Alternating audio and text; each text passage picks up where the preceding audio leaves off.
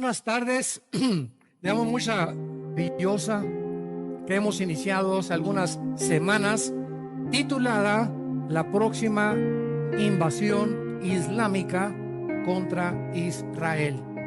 La próxima invasión islámica contra Israel. La Biblia es un libro maravilloso, porque recuerdo hace algunos años, yo antes de ser cristiano era ateo, y el comunismo para mí era la respuesta a una revolución social armada contra los gobiernos imperialistas, dictatoriales, bla, bla, bla, bla, bla, bla. Y cuando mi hermano Alejandro me enfrentó con Jesucristo y me presentó a Jesucristo, pues transformó mi vida hace aproximadamente 37, 38 años. Y después de este encuentro que tuve con Cristo, pude ver que todas las ideologías, filosofías, maneras de pensar de la humanidad, hombres como tú y como yo, eran perspectivas terrenales, eran puntos de vista, ¿verdad?, en los cuales, en la limitada inteligencia que tenemos, pues hemos tratado de trascender el mundo físico y pensar si hay un mundo espiritual. Yo como ateo, el ateo está guiado por lo que se llama el empirismo. ¿Qué cosa es la filosofía empírica? La que te dice: yo no creo lo que no veo, lo que no oigo, lo que no toco, lo que no huelo, lo que no siento. En otras palabras, si no puedo probar en un laboratorio de ensayo y no puedo demostrar algo científicamente, no lo voy a creer. Sin embargo, comencé a estudiar que la ciencia, aunque no somos enemigos de la ciencia, Dios nos libre, al contrario, la ciencia simplemente demuestra que lo que se descubre mañana, la Biblia lo anticipaba con siglos y siglos y siglos atrás. Nos muestra claramente que la ciencia no puede entrar en el campo de lo invisible ni lo espiritual. La ciencia no nos puede dar un propósito ni significado para vivir. La ciencia no puede trascender aquello, vuelvo a repetir, donde la mente limitada no puede comprender. Entonces, si, como dice la Biblia, si queremos el ser humano comprender a Dios, pues nunca nuestra investigación científica, intelectual, me puedo ir a Chapultepec, me puedo ir a los peyotes con María Sabina, allá a Oaxaca, empeyotarme, viajes astrales, LSD, dietilamida de ácido lisérgico, que fue lo que los Beatles se drogaron cuando hicieron la famosa canción Lucy in the Sky with Diamonds. La hicieron en un viaje de peyote y de LSD. Entonces, cuando nosotros queremos penetrar el mundo fuera de nosotros, estamos buscando brujería. Los brujos, ¿quiénes son? ¿Quiénes son los hechiceros? Personas que quieren, a través de limpias, a través de... hay un conocimiento de que hay espíritus y que la persona con una limpia puede ser limpia de maldiciones, etcétera, etcétera. El hombre nunca, nunca, por ningún medio inventado por nosotros, vamos a conocer a Dios. Imposible. Entonces, era necesario, de acuerdo a la Biblia, que Dios haya sido el que haya bajado a este mundo en la forma humana de su Hijo Jesucristo, para que Jesucristo nos comenzara a transmitir y a enseñar lo que es su Padre. Él dice en Juan 17: el que es de arriba es sobre todos, el que es de la tierra es terrenal y cosas terrenales habla. Entonces Jesucristo baja del cielo, y solo Él, no los marcianos, ni los jupiterianos, ni la cienciología, ni los gurús, ni nadie nos puede decir cómo es el mundo fuera de la muerte, el mundo invisible que trasciende las 4 dimensiones, más que Jesucristo. Entonces Él baja precisamente a mostrarnos quién es el Padre y el mundo espiritual que nos rodea. Si no fuera porque Jesucristo hubiera bajado hace 2000 años y nos hubiera revelado las cosas que están aquí en la Biblia con el Espíritu Santo, estaríamos en pañales. Estaríamos todavía diciendo: cada quien su propia religión. Todas las religiones salvan, todas las religiones llevan a Dios. Tú piensas como tú piensas, tú piensas como tú piensas. Los hinduistas somos hermanos todos. Los hindúes, los maometanos, los musulmán, Corán, Tripitaka, los budistas, todos somos hermanos. Oremos todos juntos porque todos adoramos al mismo Dios. Bueno, esta es la mentira más grande que existe en la Biblia. Porque si es verdad lo que todos estos líderes de religiones han dicho y han postulado, Cristo ha sido el mentiroso, psicópata, neurasténico, paranoico, esquizofrénico más grande que la historia haya conocido. Porque Él dijo: yo soy el camino, yo soy la verdad y yo soy la vida. Y fuera de mí nadie conoce a Dios. Mateo 11, 25 al 28. Y aquel a quien el Hijo se lo quiera revelar. Así que de acuerdo a Jesucristo, no hay ningún ser humano que pueda jamás encontrar ni conocer a Dios si antes de buscar a Dios no conoces al Hijo. Es el Hijo el que revela al Padre. Y cuando conocemos a Jesucristo, comenzamos a conocer a Dios, porque Dios escogió que fuera su Hijo el que lo revelara. Entonces venimos a la Biblia y nos encontramos con un libro maravilloso, donde al punto que yo iba es que hace algunos años un gran astrónomo, astrofísico llamado Carlos Sagan, dijo estas palabras en el siglo XX, a finales del siglo XX, antes de morir, ateo. Carlos Sagan, el ateo astrofísico del siglo XX, de los más grandes astrofísicos que han habido en el siglo XX, él dijo esto antes de morir: si yo hubiera tenido más evidencias de que Dios existe, yo hubiera creído en Dios. Si Dios se hubiera aparecido o se me hubiera aparecido, dijo Sagan, entonces yo no tendría dudas de que existiera Dios.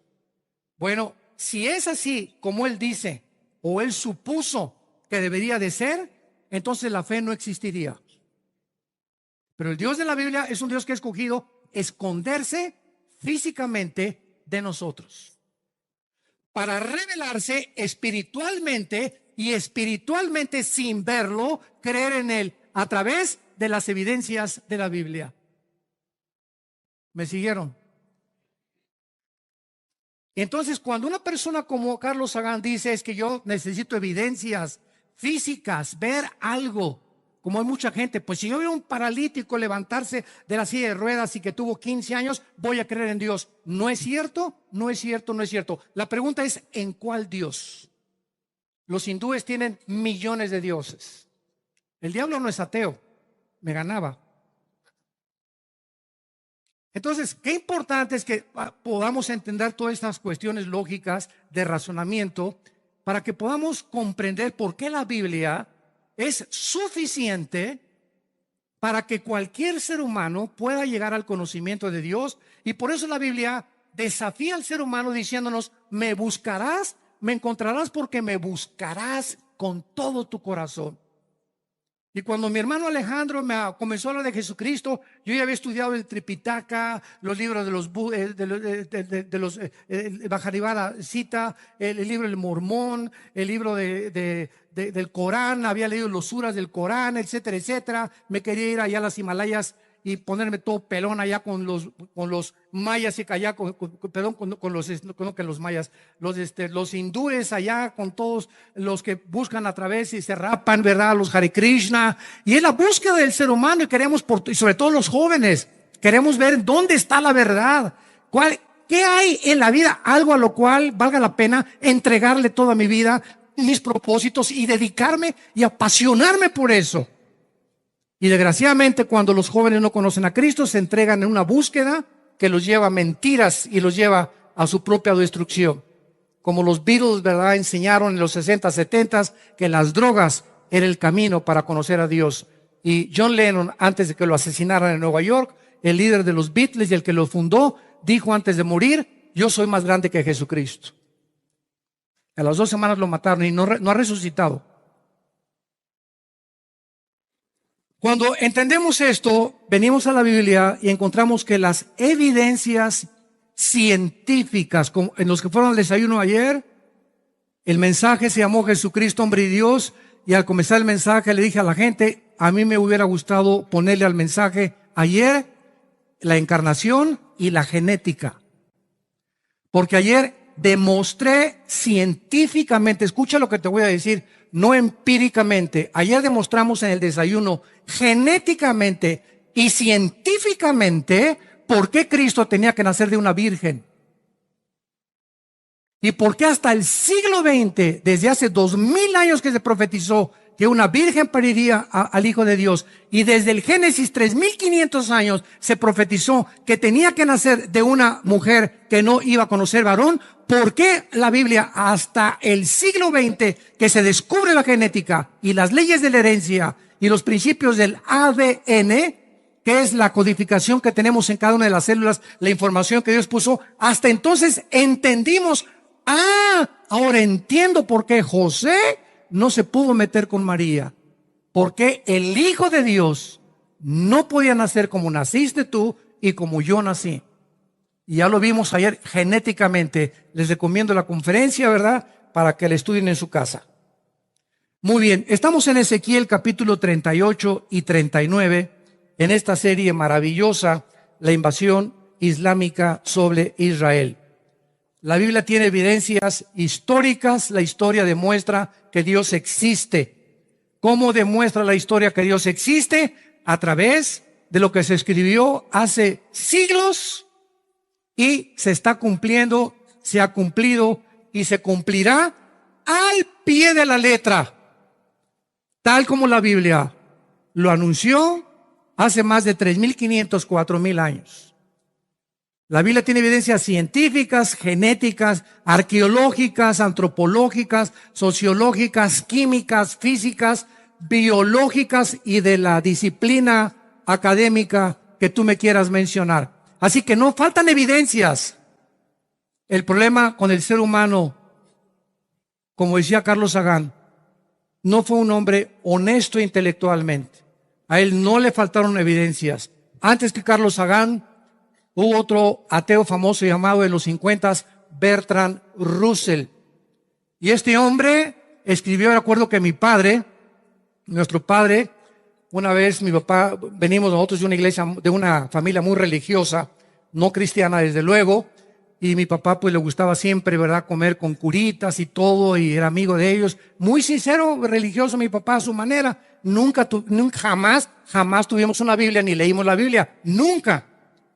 Y me acuerdo, ¿verdad?, que en aquel tiempo decían, ¿verdad?, no, pues es que se necesita hacer esto y aquello para poder entrar y conocer a Dios. Y antes de que mi padre conociera realmente lo que es la religión de él, me acuerdo que llegó ese libro a la casa de ustedes, ¿Por qué no soy cristiano? Así se llama ese libro. Autor Bertrand Russell, ¿Por qué no soy cristiano? Y no se imaginan ustedes la sarta de barbaridades que él dice, antes que Carlos Sagan. Y cuando leemos a estos hombres, Jean-Paul Sartre en Francia, en los 60, otro ateo, escribió La náusea y el muro. Friedrich Nietzsche, que es el padre de todos ellos, así hablaba Zaratustra, el anticristo, etcétera, etcétera. Todos los ateos tienen siempre el mismo común factor denominador. ¿Qué es lo que caracteriza el ateísmo? No es cierto, y esto lo hemos comprobado en los debates con ellos, no es cierto que ellos no crean en Dios porque no hay evidencias. El factor común denominador del 85% de los ateos, el otro 15% no son ateos, son agnósticos, que es muy diferente ser agnóstico a ser ateo. El agnóstico es el que no tiene el conocimiento de Dios y te dice, mira, yo no sé si creo en Dios. Es mucho más honesto. Yo no sé, pero me gustaría saber si existe, cómo lo puedo encontrar. Es una posición mucho más honesta. El ateo es el que dice y declara, no existe Dios, sin tener evidencias de la existencia de Dios. O sea, es una ridiculez, es una aberración intelectual, filosófica, decir yo no creo en Dios sin tener tú pruebas de que es Dios. Es como, este hombre mató a personas y tiene las evidencias para mandarlo a la silla eléctrica. No tengo evidencias. Entonces, ¿cómo es que lo maté? Pues porque yo lo creo. Hace poco en un desayuno una persona me estaba esperando y me dice, yo no creo en Dios. Y le digo, ¿por qué no cree en Dios? Me dice, ¿por qué no quiero creer en Dios? Le dije, espérame tantito otra vez. A ver, repíteme lo que acabas de decir.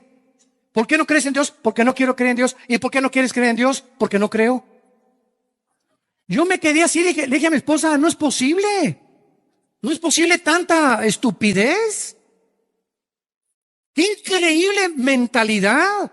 Pero no solamente es una persona, son millones de personas en el mundo que expresan eso. No creo en Dios. ¿Por qué no crees en Dios? Porque así me dijo el maestro, porque mi maestro es ateo y porque en la universidad nadie cree en Dios. Y además creer en Dios no es ser intelectual. Los intelectuales somos ateos. ¡Qué barbaridad! Es todo lo contrario. ¡Qué engaño tan grande! Y estamos para rebatir argumentos y llevar cautivo todo pensamiento a la obediencia a Cristo Jesús. Rebatiendo argumentos y todo lo que se levanta contra el conocimiento de Dios. Para eso somos los defensores de la fe. Y es importante que Dios levante soldados como ustedes ya en el mundo que vivimos tan confundido.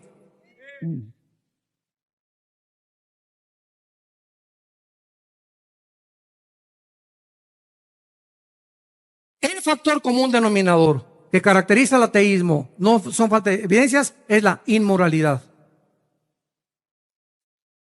Bertrand Russell tuvo más de 4 o 5 matrimonios. Friedrich Nietzsche acabó como homosexual en un hospital psiquiátrico en el Manicure. Ahí acabó el padre del ateísmo del siglo XX, el padre del nazismo, del fascismo y del comunismo, Friedrich Nietzsche, el ateo alemán. A los 40 y tantos años lo internan en un hospital psiquiátrico, el que dijo Dios está muerto, y se vuelve homosexual. Entonces nos damos cuenta que detrás de todas estas cosas de los seres humanos no anhelan la luz, sino que hay evidencias en su propio corazón que aunque les presentes la luz, como comenté ayer en el desayuno, en el capítulo 11 de Juan, el milagro más grande de Jesús, ¿cuál fue? La resurrección de Lázaro. Resucita Dios a Lázaro, un hombre que tenía 3 días hediondo, ya apestaba, ya a los 3 días un muerto, la sangre no le circula, las neuronas del cerebro se mueren completamente, ya la persona está pálida, casi amarilla, casi naranja, que todos los colores, ya trae el color del arcoíris, ya una persona de 3 o 4 días de muerto. Y en ese momento, después de esa descomposición neurológica y celular del cuerpo de Lázaro, Cristo grita, ¡Lázaro! Entonces Lázaro estaba en la tumba, somos espíritu, alma y cuerpo. El cuerpo de Lázaro descompuesto completamente, hedía. Ya no había manera, ¿verdad?, de que fue un colapso cardíaco, una catalepsia, no, nada de esa. Estaba muerto. Y el espíritu se sale, dice en Santiago 2 que el cuerpo no puede vivir sin el espíritu. El que le da vida al cuerpo, a nuestro cuerpo, al tuyo y al mío, es el espíritu. Entonces el espíritu de Lázaro ya se había salido, el cuerpo ya está descomponiéndose. ¿Y quién oyó la voz? El espíritu. Lázaro, ven fuera. Entonces, ¿qué hizo el espíritu de Lázaro? Regresó a la voz del creador de los espíritus, se mete al cuerpo de Lázaro, comienza una regeneración sanguínea, celular, neurológica del cuerpo de Lázaro, y ese hombre a los 3 días comienza a salir de la tumba ante los ojos de los fariseos. Ese milagro, podríamos todos considerar, era suficiente para que el más grande de los ateos o de los incrédulos, agnósticos, escépticos, se convirtiera. Pero da las circunstancias que en el capítulo 11 del Evangelio de Juan, el día que Cristo resucita a Lázaro, ese día planean matarlo. Léelo, llegando a tu casa esta noche. Ese día planearon la muerte de Jesús. Entonces, ¿qué estaban buscando? ¿Queremos señal ahí? ¿Señal? ¿Más señal que levantar un muerto? Entonces, por eso dice en 1 Corintios 1, los judíos buscan señales y los griegos sabiduría. Pero a los que buscan señales y milagros para tener fe, y a los que quieren conocimiento y sabiduría, y los rabinos, y los esto y el otro, y los gurús por aquí y por allá, Cristo y su resurrección, poder y sabiduría de Dios. El poder y la sabiduría de Dios. Y el milagro más grande ha sido que Dios levantó a su Hijo de entre los muertos para vivir eternamente para siempre. No necesitamos más milagros de la muerte de Cristo a nuestros días. Aunque Dios no volviera a hacer ningún milagro, no necesito ver ya ningún milagro. Me basta con que Él vive para saber que yo voy a vivir con Él. Gloria a Dios. En Ezequiel 37 y 38 se profetizó hace 2600 años. Toma nota. Hace 2600 años se escribió el libro de Ezequiel. Aproximadamente durante la cautividad babilónica. Porque Ezequiel fue uno de los profetas que fue llevado por Dios a Babilonia para que Dios le enseñara y le demostrara por qué estaba su pueblo sufriendo lo que estaban sufriendo. En Ezequiel capítulo 8 y capítulo 9 se explica eso. Muy bien.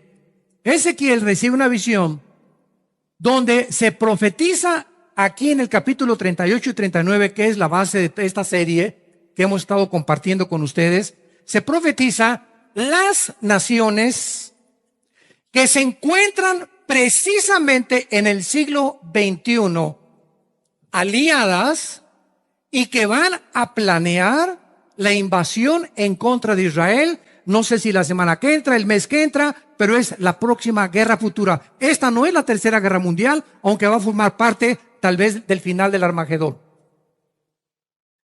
Entonces, qué increíble que podamos encontrar aquí naciones, por ejemplo, como Persia. Dice el versículo 4, Persia. ¿Qué nación es Persia? Oye, es que si nos trasladamos al siglo XX, entre 1930 y 1950, las naciones que forman ahorita el Medio Oriente fueron asignadas y repartidos sus terrenos y sus fronteras después de la Segunda Guerra Mundial y algunas antes de la Segunda Guerra Mundial. Entonces Persia, hasta 1935, apúntalo, se le cambió el nombre a Irán. La República Islámica de Irán tiene ese nombre desde 1935. Y ese nombre de Persia aparece desde que comenzó los persas, hablan el persí o el persa. Ellos no son musulmanes, aunque muchos son musulmanes y muchos han adaptado, pero ellos son persas. Entonces, no son árabes, son persas. Ya la Biblia mencionaba hace 2600 años que esa nación Persia, que ahora es Irán, se uniría con Magog, que ya lo vimos en las clases pasadas, pertenecen a los magogitas, que fueron fundados por los escitas, y que después los godos los conquistaron, y que son precisamente el área geográfica que forma ahorita Rusia, y que después de la Segunda Guerra Mundial se formó como la Unión de Repúblicas Socialistas Soviéticas o comunistas, donde estuvo Brezhnev y Gorbachev y Nikita Khrushchev, tu padrino, y otros más.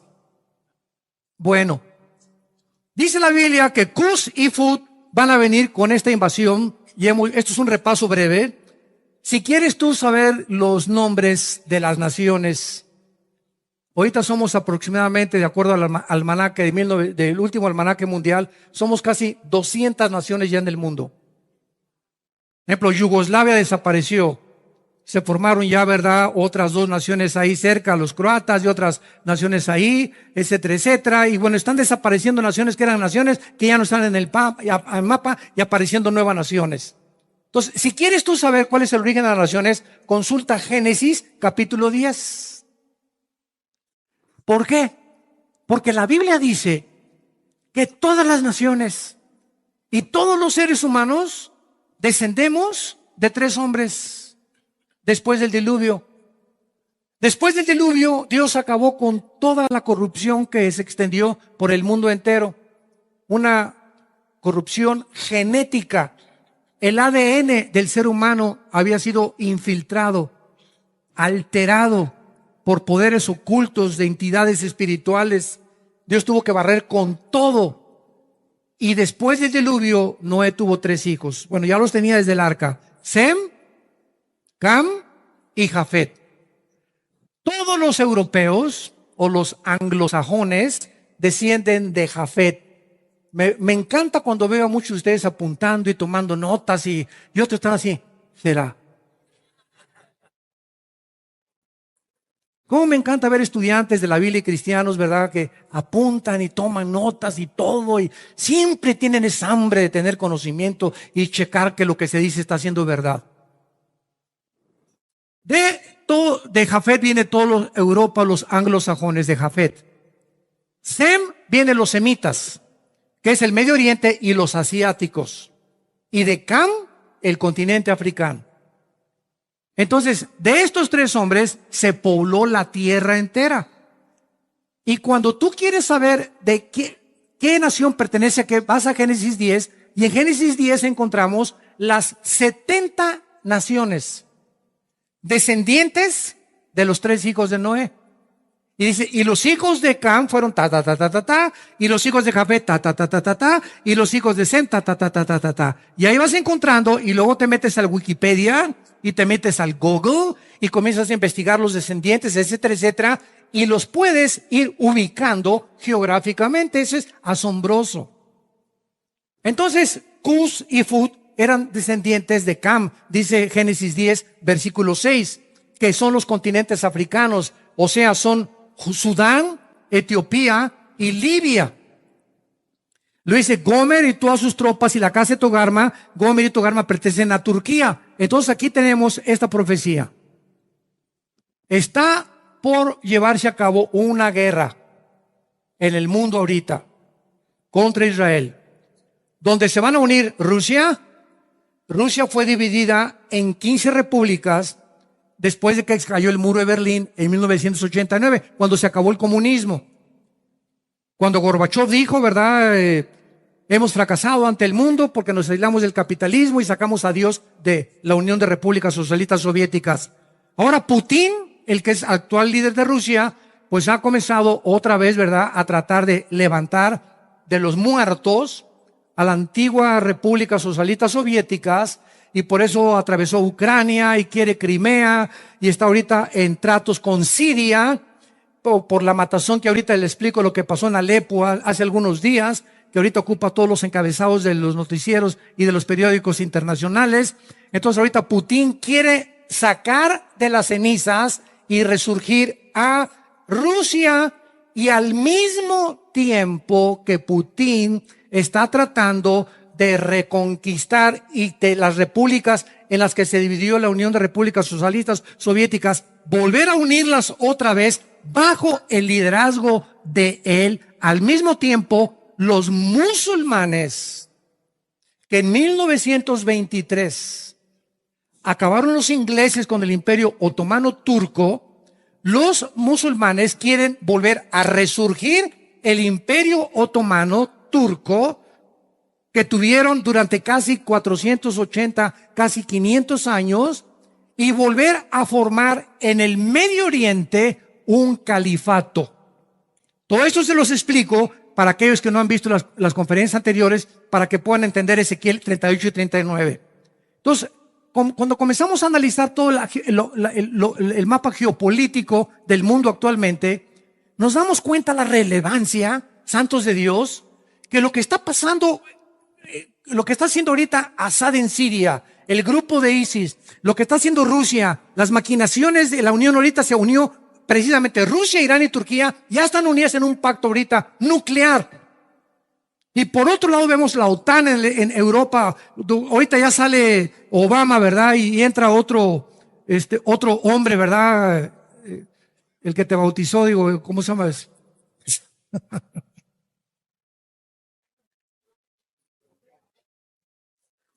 Y cuando comencemos a darnos cuenta que todo esto es una burbuja que está a punto, nada más se necesita una aguja para que explote, vamos a descubrir claramente, y la Biblia tenía razón. ¿Y cuál es el propósito que Dios nos los deje aquí? Para que lo divulguemos, para que lo compartamos, para que el mundo sepa que hay esperanza, que hay una luz, y que tenemos un libro en quien confiar, tenemos un mapa que nos guía y nos da esperanza y paz y la seguridad y propósito que nuestras vidas necesitan, nuestras familias, matrimonios y nuestros hijos y nietos y bisnietos. Ya deja el Calimán y las telenovelas. Tenemos una guía, tenemos un mapa. No tenemos por qué estar en luna y confundidos ni atemorizados. Y ya cayó el peso y el petróleo y esto y el otro. Somos hijos e hijas de Dios. Si Dios su vida por nosotros en una cruz, ¿nos dejará y nos abandonará? ¡Nunca! Nunca lo hará. Jamás.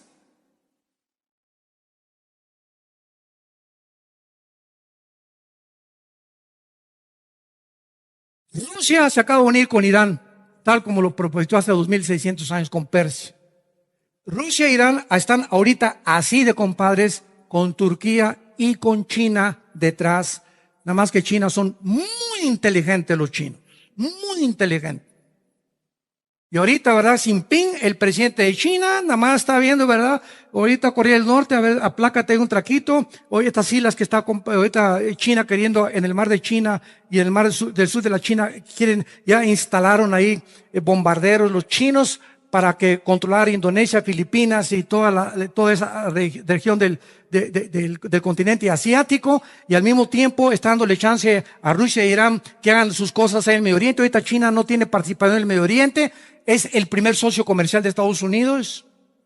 Sin embargo, este presidente electo acaba de decir que él no necesita ni a chinos, ni a mexicanos, ni a musulmanes, ni a nadie para reconstruir Estados Unidos. La mano de obra americana es suficiente. Y cuando una persona atrae eso, está inyectando a su pueblo racismo. No necesitamos a nadie. Qué altivez, qué soberbia. No necesitamos a nadie. Somos suficientes. ¿De veras? ¿Son hijos de quién? Pero este es el mundo que estamos enfrentando. Está peligrosa la situación ahorita. Y al mismo tiempo esta persona está diciendo que es amigo de Israel y que va a llevar la embajada de Israel a Jerusalén, y al mismo tiempo que es amigo de Putin y es amigo también de Assad, su compadre. Imagínate si tú digas, soy tu amigo, pero también soy amigo de tus enemigos. Care, pues, ¿pa' amiguitos? Le contestaría, ¿verdad? Oye, si eres mi amigo, tus enemigos son mis enemigos y tus enemigos son los míos también. Si es que hay una amistad sincera y noble.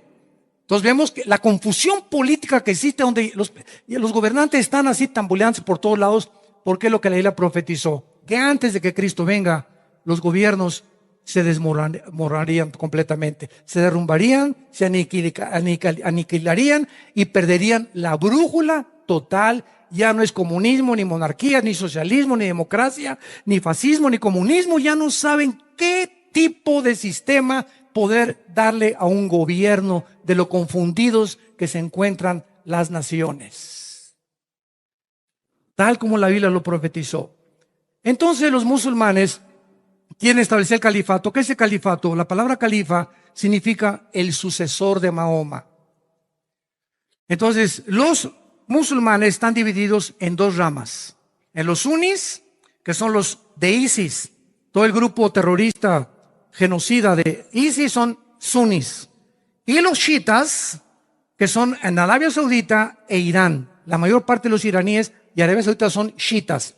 Entonces, e Irak también, perdón. Irak, Arabia Saudita y parte de Irán. Entonces los sunnis quieren establecer el califato con Bagdadi, el jefe de ellos, y quitar la frontera entre Irak y entre Siria. Y entonces, al quitar la frontera entre Siria y Irak, se vuelve otra vez la región geográfica de lo que era la Mesopotamia. Y la palabra Mesopotamia significa entre dos ríos, el Tigris y el Éufrates, que son los dos ríos donde estaba el huerto del Edén. Génesis capítulo 2. Y son los ríos que aparecen en Apocalipsis 9, en las trompetas de Dios, donde se encuentran atados debajo de ese río, en las arenas de ese río, los 4 ángeles caídos más poderosos de Satanás.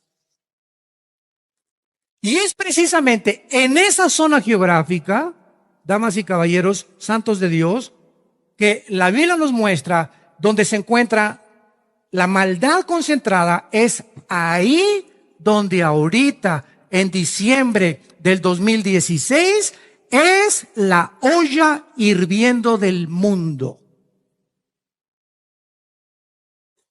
Donde ahorita, por ejemplo, hace una semana, como les comentaba, Alepo, en el año 2012, el grupo de los rebeldes que comenzaron la guerra civil antes de ISIS contra el presidente Assad de Siria, Alepo fue una de las ciudades, fue la tercera ciudad que tomaron los rebeldes, no ISIS, los rebeldes que pelean contra Assad y que lo quieren derribar de su gobierno.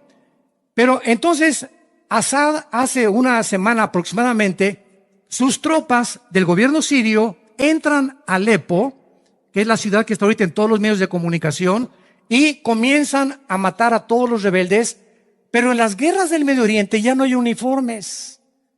Entonces, todos están de civil. Entonces, ¿cómo sabes quiénes son los rebeldes? Entonces, Asad, a diestra y siniestra, mátenlos a todos, dijo. Y han llegado a Alepo y han hecho una carnicería en Alepo ahorita que no se imaginan. Así, y todos, yo no soy de los, yo, ¿cómo sé que eres rebelde? ¿Cómo sé que a lo mejor eres rebelde y te estás ahorita y te huyes y te vas a regresar? Y entonces no los dejan salir y están pidiendo las mujeres y derechos humanos que a las mujeres y a los niños les dé chance de evacuar Alepo. Ya son 65,000 niños y mujeres que quieren salir de Alepo y que están bloqueando el ejército de Asad para que no salgan porque quieren matar a todos los hombres primero. No tienen comida, no tienen agua, no tienen ambulancias, no tienen hospitales. Es un infierno en el siglo XXI con la tecnología cibernética, iPad, computadora, viaje a la luna, que vamos a ir a Plutón. Cálmate, Einstein. Cálmate. No podemos ni arreglar aquí abajo nuestros problemas. Estamos a punto de una tercera guerra mundial, a punto de destruirnos sin compasión, sin misericordia por los marginados, por los pobres, por los explotados. Y estamos pensando en invertir miles de millones de dólares en la conquista del espacio. Ahora sí lo digo, pero lo digo de veras, Virgen de la Macarena. Y que me critiquen. Perdón, del Socorro. Yo estoy enojado, muy enojado contra la maldad, contra lo que está pasando en el mundo. Y lloro y le pido a Dios que nos dé fuerzas. Tenemos que llegar al final, hermanos. Tenemos que llegar al final y tenemos que proclamar este mensaje al mundo entero. El mundo se está deshaciendo, derrumbándose ante nuestros ojos. Las cosas que están pasando no es posible que pasen y están sucediendo. Démosle gracias a Dios por la familia que tenemos. Hoy está llegando, te está esperando el chicharrón y el cabrito. Tienes una cama, tienes hijos, tienes una esposa, tienes un trabajo. Y si no lo tienes, lo vas a encontrar. No estás como en Venezuela o en Cuba o en Alepo o en Medio Oriente. Tenemos todavía un México donde hay mucha esperanza de volver a levantarnos. Démosle gracias a Dios.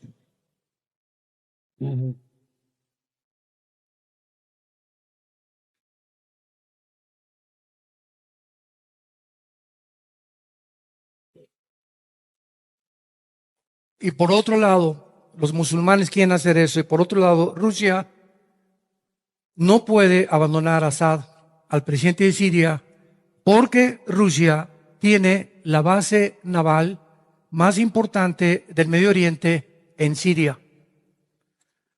Entonces, si Rusia quiere controlar el Medio Oriente, China ahorita lo está dejando, se unió con Irán para que Irán se encargue de ISIS, con el grupo de Hezbollah de terroristas, junto con los kurdos que están con la frontera con Turquía, y Assad tiene la defensa completa, incondicional y al 100% del presidente Putin. Porque si derrocan a Assad, la base naval que tiene Rusia con acceso al Mediterráneo, la única base naval que tiene acceso al Mediterráneo es de Rusia, en la ciudad, en Crimea y en Ucrania. Entonces Rusia quedaría desamparada, o sea, el mar quedaría completamente en manos de la OTAN y ya no podría Rusia defenderse. Entonces es un punto súper estratégico y Rusia no va a abandonar a Assad por ningún motivo. No va a permitir que lo derroquen. Por eso Alepo la volvieron los soldados de Assad a reconquistarla e hicieron el infierno que están viviendo esas pobres gentes. Ahorita, desde que se inició la guerra civil en Siria, hay más de 6 millones de refugiados huyendo del Medio Oriente hacia Europa y África. Saliendo con lo que traen, con los tenis Nike y colgando, ¿verdad? y con la pijama con la que se levantaron, y con el niño chiquito que ni chanclas tiene, y con las mamás y todos, ¿verdad? Por favor, tengan compasión de nosotros, ábranos una puerta. Déjenos entrar a alguna ciudad con nuestros hijos.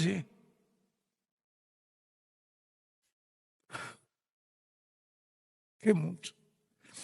Bueno, esta es la situación pues que tenemos ahorita geopolítica en el mundo, y tenemos que orar, para que el Señor venga pronto, ¿verdad? Y Él es el único que va a venir a acabar con todo lo que está pasando en el mundo. Entonces vemos aquí claramente que el escenario ya está puesto. Ahora, es importante que para que esta invasión que hace 2000 años, 2600 años se profetizó, era importantísimo que Israel regresara a su tierra. Hace 2600 años, Israel no había sido exiliada. Estaba en Babilonia y regresó después de 70 años a Israel.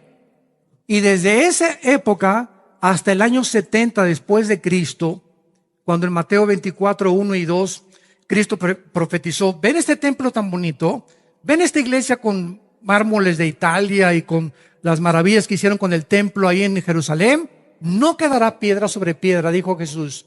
Y 70 años después de que Cristo muere, llega el general Tito, romano, hijo de Vespasiano, el emperador romano, y arrasa con Jerusalén. Y desde el año 70, o sea, hace 2000 y feria de años, hasta 1948, Israel regresa a su tierra ante la expectación y la vista de todos los que no creían en la Biblia, y que era imposible que los judíos, ¿cómo es posible si ya están en Rusia, están exiliados? ¿A poco tienen ganas de regresar a su tierra si es un desierto?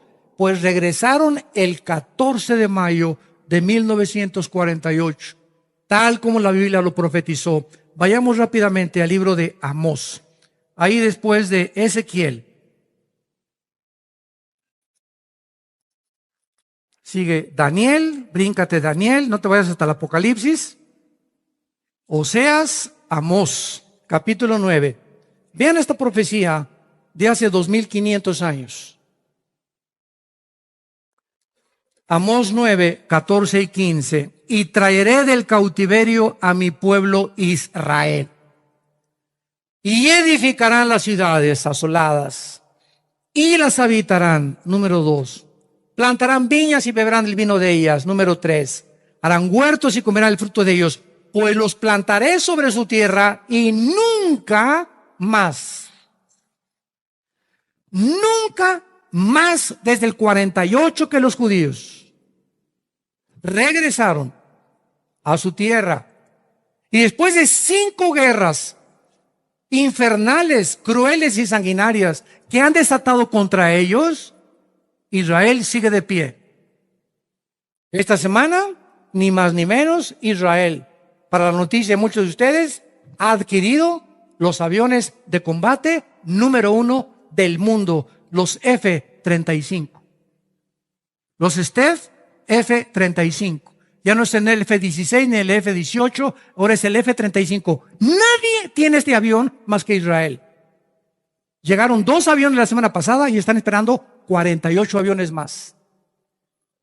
Nadie podrá superarlos en el aire, porque hasta el momento son los mejores pilotos del mundo. Ahora, cada avión de F-35 vale más de $150 millones. Son casi indetectables ante los radares. Ya tienen 2 ahorita, ya aterrizaron 2. Yotad, se llama el teniente coronel Yotad, que va a ser el jefe de todo el escuadrón de los aviones F-35, y están comenzando ya a entrenar a los pilotos judíos para saber cómo manejarlos. Son los aviones más rápidos del mundo, los más certeros, tienen 0.0001 de error al disparar un misil. Impresionante. O sea, a 10 kilómetros de distancia pueden disparar un misil sin fallar, y ni siquiera que no tienen que pasar ya los aviones así para que los bombardeen. A 10 kilómetros antes de llegar al blanco, ya calcularon dónde caga la bomba. Impresionante la tecnología militar que se está desarrollando ahorita. Entonces, todo esto nos habla de por qué lo están haciendo, porque ya están sintiendo el calorcito. Israel no ha intervenido en la guerra de Siria. Aunque la frontera con el mar de Galilea, ¿verdad? De los que hemos ido al mar de Galilea, hemos visto así desde el mar de Galilea, vemos al otro lado, ahí está Siria. Y ahí está la guerra, ahí con la frontera de Israel. Y gracias a Dios, ¿verdad? Que no han mandado ni un misil, porque en cuanto lo manden, pues los judíos contestan. Y entonces sí se hace la gresca, pero grande e internacional. Entonces, vemos nosotros aquí en Amós que la profecía era que Israel regresara, porque en Ezequiel 38 dice que cuando Rusia, Irán, Turquía y las naciones del norte de África invadan a Israel, serán naciones musulmanas, como lo estamos viendo, son naciones musulmanas, y al mismo tiempo Israel tenía que entonces existir para que esta invasión pudiera ser llevada a cabo. Entonces, ahora que Israel regresa en el 48, se tenía que cumplir, porque se profetizaba una invasión final antes de que Cristo regresara en contra de la nación de Israel. Lo interesante de esto es que cuando los judíos llegaron el 14 de mayo de 1948, nos podíamos extender mucho en esto, pero esto es muy importante. Cuando llegaron los judíos, no había un árbol plantado, era un desierto Israel. Era un desierto completamente. En 1950, en 2 años, los judíos hacen la obra de la ingeniería hidráulica más portentosa del siglo XX. Irrigan el desierto de Israel y en 2 años plantan 6 millones de olivos. Un olivo por cada judío que mató Hitler en la Segunda Guerra Mundial. Edificarán las ciudades. Cuando llegaron, no, pues las profecías, ¿cómo van a poder plantar en un desierto árboles? Y tú vas ahorita a Israel y hay más de 65 millones de árboles plantados. Los que hemos ido a Israel y tú vuelas, por ejemplo, de Jordania a Israel, o de Egipto a Israel, o de Irak a Israel, o de Libia a Israel, de las naciones que rodean a Israel, es exactamente cuando vas de San Antonio y cruzas a Monterrey en un avión. ¿Sabes a qué me refiero? Vuelas a Estados Unidos, agárrate el vuelo mañana para San Antonio, para Dallas o para Estados Unidos. Y vas y México, sequecito, todos los arbolitos, ahí secos, amarillitos. Y nomás llega a Estados Unidos, todo verde, verde, verde, verde, verde, verde, las calles limpias, todo dices, Dios mío santo, pero ¿qué diferencia hay? Nada más con la frontera de Estados Unidos al cruzar. ¿Qué hace esta diferencia? ¿Por qué? ¿Por qué es tan bendecido? ¿Por qué lo fue? Ya no lo es. ¿Por qué fue tan bendecido Estados Unidos de Norteamérica? Simplemente porque es la nación que fue fundada con este libro. Y que se abandonó y Dios ahora, ¿verdad?, los ha entregado. ¿Quieren a alguien? Pues ahora les voy a dar. Así como el pueblo de Israel le pidió en 1 Samuel 8. ¿Queremos un rey? Les dio a Saúl. ¿Quieren un rey? Les dio a Saúl. Y miren lo que hizo Saúl. Dios permite. No es que sea la voluntad de Dios que muchos presidentes estén a cargo. Dios permite, pero no es porque Él quería que fuera así. Cada pueblo tiene el presidente que merece. Y ahorita lo que pasó en Estados Unidos es el termómetro. Dios, al permitir a esta persona, Él es el termómetro simplemente que nos dice en qué condición espiritual se encuentra esa nación. Es una nación que se encuentra enferma, sin discernimiento espiritual. Dios no podía darles a un santo, ni poder darles tampoco a una persona que pues es la esperanza, ¿verdad? Para que no pongan los ojos tampoco en el hombre. Entonces, esto es lo que la Biblia nos muestra respecto a Israel. Y desde que llegaron, nadie los ha podido sacar. La guerra de 1957, la guerra de 1967, la guerra de los 6 días, ¿se acuerdan? Que es la guerra en la que todos los de West Point, la academia militar en Estados Unidos, están asombrados de cómo es posible que en la guerra de los 6 días de junio del 67 hayan rodeado más de 200 millones de árabes a los judíos, y los judíos no teniendo ni el 1% del armamento que tenían los árabes, ganaron la guerra milagrosamente. Lo he explicado en otras conferencias. Y después el 73, la guerra de Yom Kippur, y después se levanta Yasser Arafat, que le dieron el premio Nobel de la Paz. El terrorista más grande del mundo, le dan el premio Nobel de la Paz. Y levanta la Organización para la Liberación de Palestina, y atacan, y se levanta Hezbollah, se levanta Hamas, se levantan grupos terroristas, y han bombardeado, han mandado cohetes, y hasta este momento No han podido, porque dice la Biblia, nunca serán arrancados, dice Jehová Dios tuyo. Israel, como dijo el último zar de Rusia a un misionero, dame una prueba que existe Dios. Y el misionero le contestó, no te voy a dar una prueba, solamente te voy a dar un hombre que demuestra que Dios existe. Y le dijo el zar de Rusia, dime cuál es. Y él le contestó, Israel. Israel. La sobrevivencia de esta nación es una de las evidencias más grandes de la Biblia de que Dios no ha terminado con ellos y que Dios es real en sus promesas. Padre, te damos gracias por tu palabra en esta tarde. Gracias, Señor, por las maravillas de tu ley. Gracias, Señor, porque la exposición de tus palabras nos alumbra los ojos. Gracias por tu Espíritu Santo, Señor, que has derramado en nuestros corazones para que Él haya en nosotros, haga en nosotros el mismo sentir que hubo en Cristo Jesús. Jesús vio a este mundo desamparado, como ovejas sin pastor, vagando por los campos sin que nadie extendiera una mano para ayudarles. Y ahora tú has entrado en nuestras vidas para que sintamos lo mismo que sintió Jesús. Para que nunca se aparte de nosotros la misericordia y la verdad. Para que le escribamos en la tabla de nuestro corazón. Para que vivamos para ti. Porque largura de días y años de vida y paz nos aumentarás. Gracias, Señor, porque tu palabra será de refrigerio a nuestros huesos. Y es tu palabra la que nos sostendrá hasta el final. Queremos ser fieles hasta la muerte, sensibles y no endurecernos por tanta maldad. Porque hay una profecía que dice que por haberse aumentado la maldad, el amor de muchos se va a enfriar. Oh santo y santa de Dios que me escuchas, nunca permitas que eso venga a tu vida. Mantente calientito con Dios, sensible a Dios, misericordioso por los necesitados, orar por los enfermos, orar por aquellas personas en tu familia que no conocen a Cristo, y que podamos cumplir la misión de llevar este mensaje hasta el fin del mundo. Y entonces vendrá la segunda venida de Cristo, donde los cielos se oscurecerán y verán la señal del Hijo del Hombre en los cielos, y aparecerá Jesús como un relámpago viniendo con nosotros para poder morar con Él eternamente otra vez en una tierra renovada, donde ya no habrá tristeza, ni dolor, ni muerte, ni tampoco las cosas primeras, porque todo pasará y podremos ver en aquel día que valió la pena venir a Jesucristo.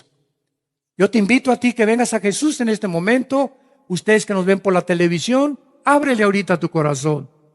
Es un tiempo precioso, el tiempo de diciembre, donde hay un espíritu de melancolía en los corazones, donde celebramos, aunque Él no nació el 24, celebramos su nacimiento como ocasión para hablar de Él.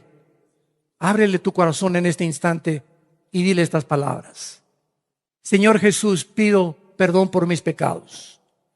Creo que en esa cruz pagaste con tu sangre por ellos y te pido que entres a mi corazón como mi Señor y mi Salvador, porque a los 3 días volviste a vivir para darme la esperanza que en cualquier día que me llames, estoy listo para despertar contigo, en el nombre de Jesús. Amén. Amén y amén. Gracias, Señor, por tu palabra.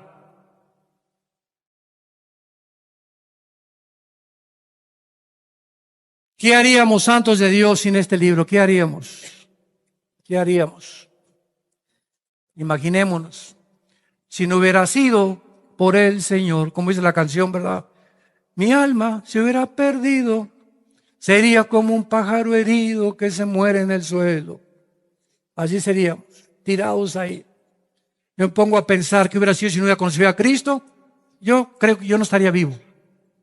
Yo llevaba una vida tan grave de pecado que me hubiera autodestruido antes de cumplir 30 años de edad. Pero me salvó por su gracia y misericordia sin que lo mereciera. para ser mensajero de su palabra. Gracias, Señor. Nos ponemos de pie para recibir la bendición pastoral.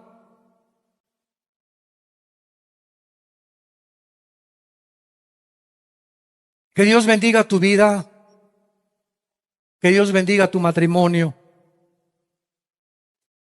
Oh Señor, fortalece los matrimonios y las familias. Que Dios bendiga a tus hijos. Que Dios bendiga el fruto que llevas en tu vientre ahora. Que esa criatura cuando nazca en un hogar cristiano, bajo el temor de Jehová. Que Dios bendiga tu trabajo, tu entrada, tu salida. Que Dios bendiga a tus padres. Y que tú seas una lámpara en tu familia y en tu trabajo, para que el mundo vea y crea que Jesús es real en tu vida. Que Dios te llene de todo el conocimiento de su voluntad, para que siempre apruebes lo mejor y que permanezcas firme en esa esperanza a la que hemos sido todos llamados hasta el final, para que podamos saber que Jesucristo vive y que nunca nos dejará ni nos desamparará. He aquí estoy contigo, te dice el Señor. No temas nada ni nadie, porque nunca te dejaré